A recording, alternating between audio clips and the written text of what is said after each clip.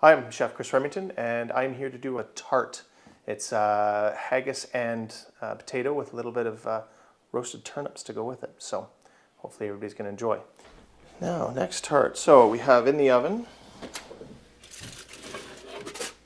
these are roasted potatoes that I have put into little pie shells. So you can work with individual, you can work with the 9-inch pans, but what you're left with is a firm, it's a little bit fluted on the edge, but it gives you a vessel for what we're going to be doing. So we're going to fill this with some hot haggis, and I've also got roasted turnip here, which we're going to use on it as well.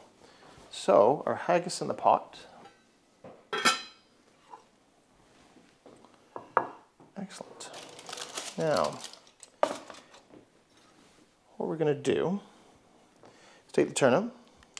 So this is just turnip that's been steamed, and I've added a little bit of butter, salt and pepper to it. We're going to use that as a base on the bottom.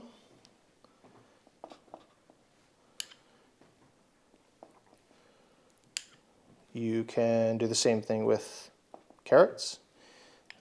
Any other veggies that you feel, if turnip isn't, roasted parsnips work really well as well. If turnip isn't the vegetable of your choice, this will work as well. So now we've got a base.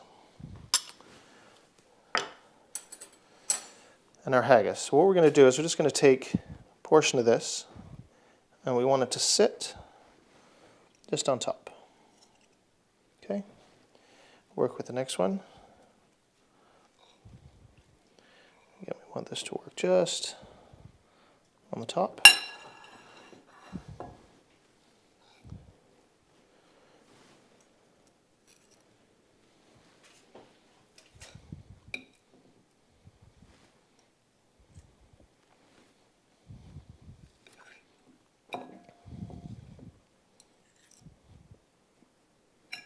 This one.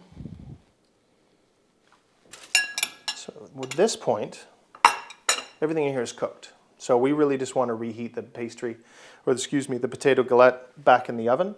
So we take that, put it in. You can put it in with the Scotch eggs, 350. It's only going to take 5 to 7 minutes. The haggis is hot. The neeps are hot, so they won't take that long in the oven for you.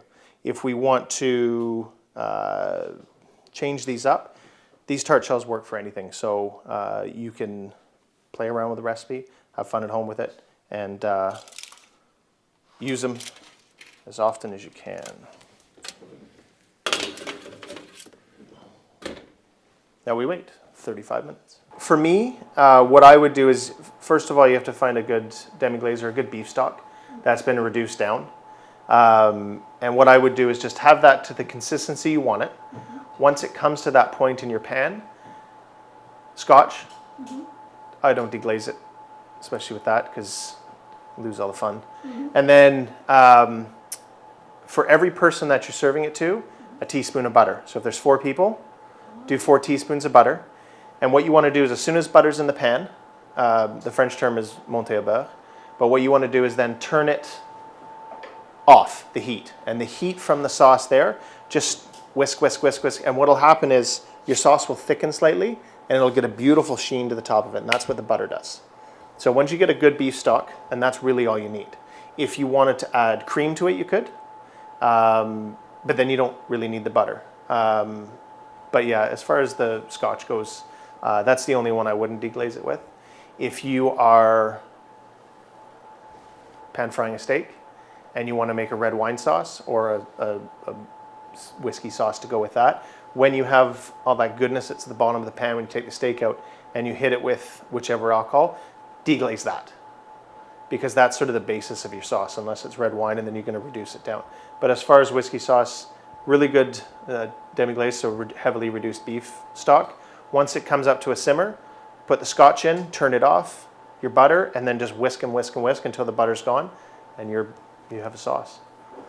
I think for people to try new things or to try foods again, you need to make them a little more interesting and a little different, so that it doesn't become monotonous and the same old thing. I think it's important to take the ingredients that you like and change the way they present it. You know what? I've got Scottish heritage in my family, and part of it is just knowing to cook what other cultures enjoy using. It's obviously haggis is it's a dish, but it's also ceremonial, right? So you have to give it the respect that it deserves and have fun with it. I mean, that's all what food's about. It's all about enjoying what you're eating, but also have fun with it, and take those ingredients and use them in different ways to create the same dish with a different twist as many times as you can. Our Haggis Tarts, a bit in the oven and they've warmed through. So what we've got here is our little potato tarts, which we're going to lift up. Just on the plate. Now, a couple good things to go with this would be whiskey sauce, which is a little bit of beef jus, whiskey, and then finish it with butter. Another nice one to go with it would be a seed mustard sauce. So a little bit of seed mustard, cream, and whiskey works in that too. So whiskey seems to be the main ingredient. But yes, both of those would work with this. You're adding just another dimension to the dish. It's just taking something that everyone is going to enjoy and be able to even recreate at home. I mean, that's all part of it as well, is that you don't want to make something, I mean, yes, you do want to create dishes that blow people away, but you also want to be able to create certain dishes that people go home and replicate, right? So they can, all of a sudden, it brings back that memory of that restaurant you had, or that bottle of wine you drank, or the vacation that you had, and all of that comes from food and drink in a sense. I mean, it brings back, it stirs those memories and those times and fun times that you had.